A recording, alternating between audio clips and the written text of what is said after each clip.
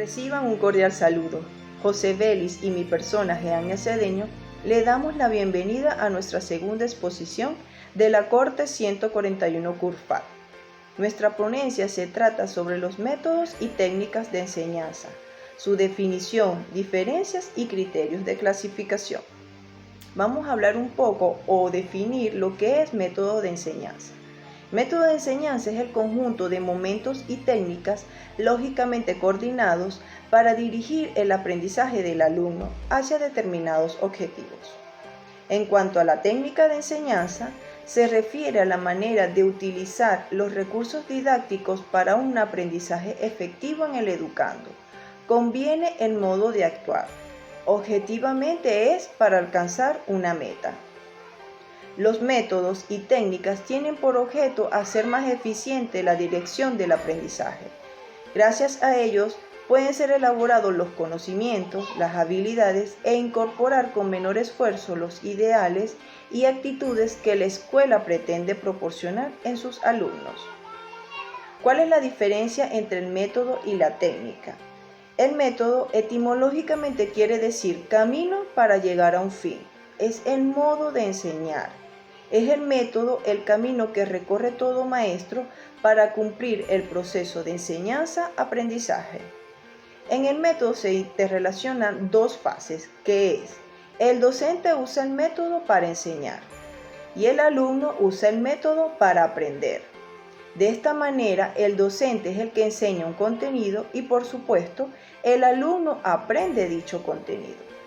En cuanto a la técnica, permite que las personas que lo practiquen logren experimentar nuevas técnicas para así obtener mejores resultados en sus estudios, de las cuales se establecen las normas, el desarrollo, la aplicación y resultados.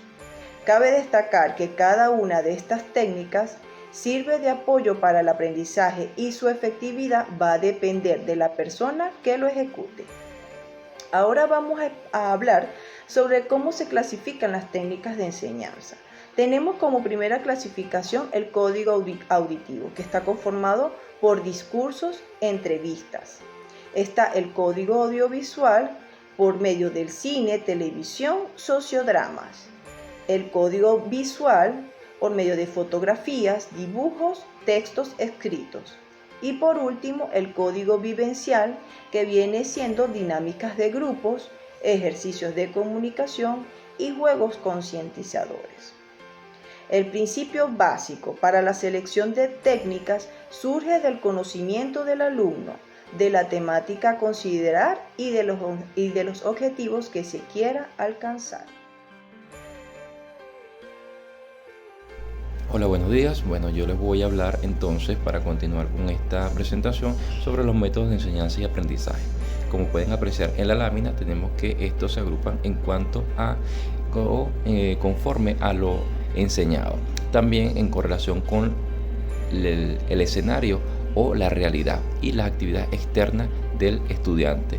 Por último, la sistematización de conocimientos. Por su parte, el método de enseñanza conforme a lo enseñado tiene dos tipos de métodos a su vez. Tenemos el método dogmático y el método de descubrimiento. Por su parte, el método dogmático es aquel que impone al alumno sin discusión lo que el profesor enseña, en la suposición de que eso es la verdad, es aprender antes de comprender. Por su parte, el método de descubrimiento o heurístico, que viene del griego, que significa enseñar, es antes de comprender que fijar de memoria, antes de descubrir que aceptar como verdad. Acá el profesor presenta a los alumnos los elementos de aprendizaje para que el alumno descubra. Respecto al método conforme a la correlación con el escenario o la realidad que se presenta, vemos que puede ser simbólico o puede ser también intuitivo. En el método simbólico o verbalista es cuando el lenguaje oral o escrito es el único medio de realización de la clase. Para la mayor parte de los profesores es el método más usado y muchas veces es criticado debido a que tiene como desventaja que desatiende los intereses del alumno y también dificulta la motivación, y por otra parte olvida otras formas de presentación de los contenidos. En el método intuitivo es cuando se intenta acercar a la realidad inmediata del alumno lo más posible, y este parte pues de actividades experimentales o de los sustitutos. El principio de intuición acá es el fundamento, y en este método es en que predomina la actividad y la experiencia real de los alumnos. Conforme a el método de actividades externas del estudiante, contamos a su vez con dos métodos, el activo y pasivo. Por su parte, el método activo es aquel donde se cuenta con la participación del estudiante o del alumno, y es el mismo método y sus actividades lo que logran la participación o la motivación del estudiante. Todas las técnicas que aquí se utilizan de enseñanza pueden convertirse en activas, mientras que el profesor pasa a ser o a convertirse en un orientador del aprendizaje. Por su parte, el método pasivo, muy contrario al anterior, aquí se acentúa en la actividad del profesor y el alumno actúa de manera pasiva. Esto se puede hacer a través de exposiciones, preguntas, dictados, entre otros.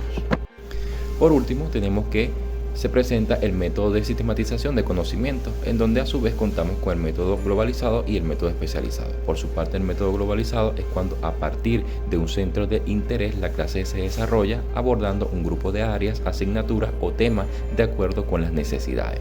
Acá lo importante no son las asignaturas, sino el tema que se trata. Y importante señalar en este punto que cuando son varios profesores que rotan o apoyan en su especialidad, se denomina interdisciplinar.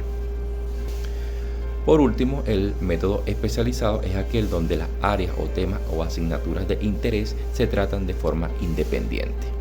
Bueno, espero que les haya gustado. Muchas gracias.